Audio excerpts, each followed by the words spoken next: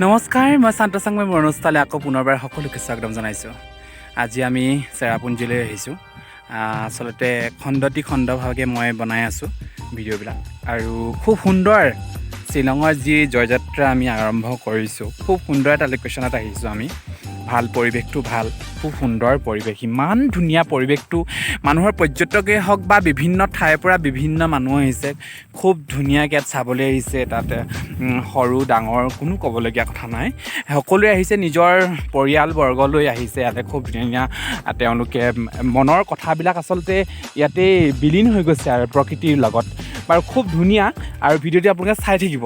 আশা কৰিছোঁ এনেকুৱা ধৰণৰ ভিডিঅ'বিলাকো দেখাই থাকিম, আপোনালোকে চাই থাকিব আৰু ভাল পালে please like comment share subscribe কৰিব নাপাহৰিব।